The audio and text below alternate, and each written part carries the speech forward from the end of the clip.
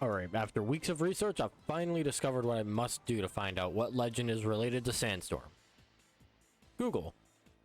Alright, so... Sandstorm... Brawlhalla... Ooh, Sandstorm mains. Perfect. Tempo Storm, not that real name. Known for playing... Oh.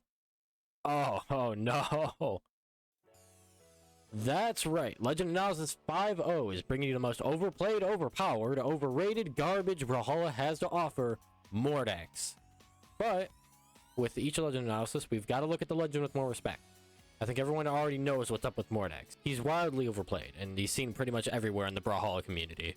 Either you love him and main him to death, along with Scythe, or you absolutely hate him and want Mordex mains to be purged. Which, I mean, I'm not saying I wouldn't want that. Honestly, I'm in the same boat. I don't like gauntlets, and I'm not a Scythe sweat, if that wasn't obvious enough. He isn't my least favorite legend, but he's up there on that list. Although I still have experience on him. Level 20 on console and level 18 on PC.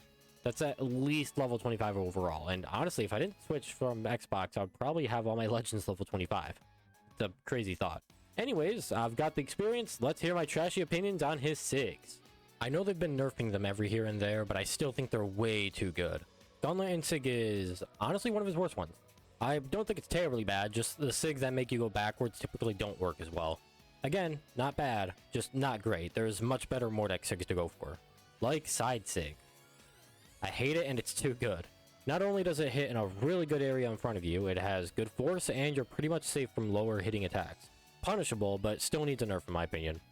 Gauntlet Down SIG. I hate it and it's too good. A bit on the lower side, but you hit this and your opponent's dying in literally orange. No joke. Even if it doesn't kill them at orange, they're already at the disadvantage of being so far off stage that a simple ground pound would kill them. And as for the version that sends upwards, yeah, people don't really use that much. Not that I've seen anyways. It just doesn't offer as much when done that way. Regardless, it needs way less force, maybe make it more punishable too.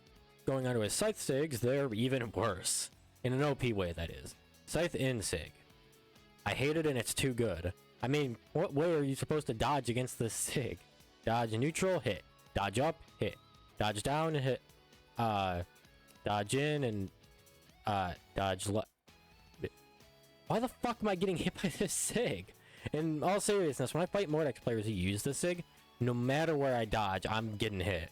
Even if it apparently catches only 2 dodges, which is just mind-blowing. I still think it should use a nerf anyways, I just don't like fighting the SIG at all. Scythe Side SIG.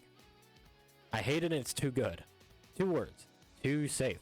It covers a wild amount in front of you, have fun countering this off stage, and it has the force of something very forceful, I don't fucking know. It's just, again, way too good for what it does. It already covers a useful area and is hard to punish. At least tone the damage down, or maybe the force, or just anything. Scythe Down SIG. I hate it and I've said this 5 times already.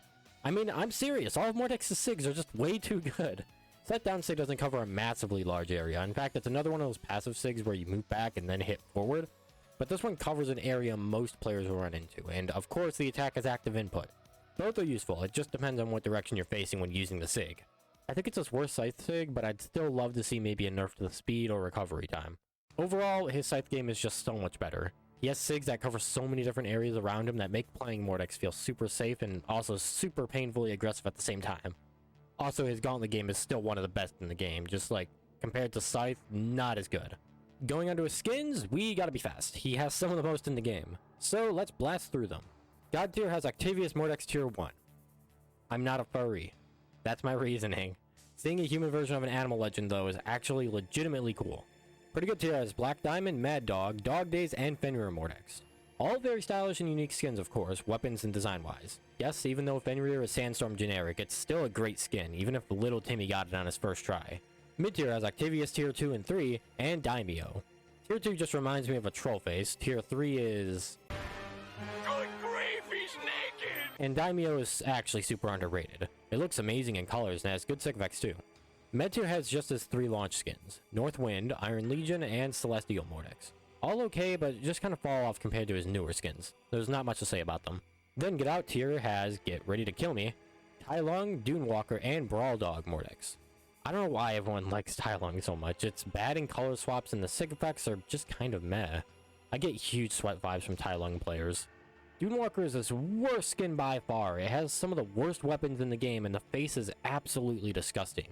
Unique, I guess, but it doesn't excuse that it just doesn't look good at all. It's probably one of the worst skins in the game to me.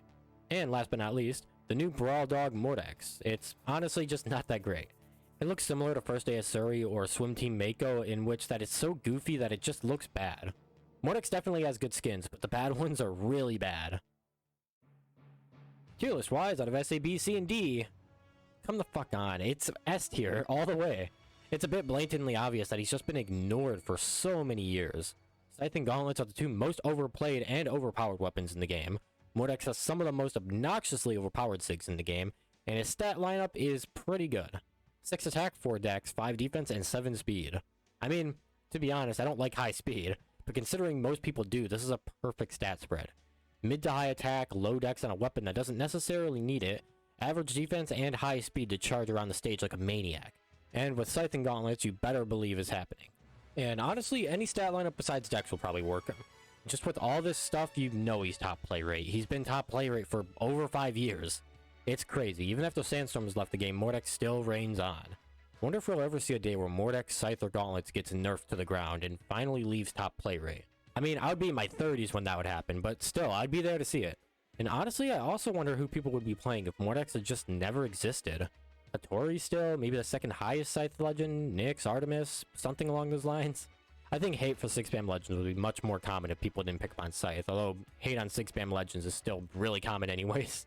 Regardless, that wraps up the Mordex analysis. I can't believe I just blasted through 50 different legends like that with the legend analysis series. We only have 6 more to go, maybe 7 depending on how fast I release them.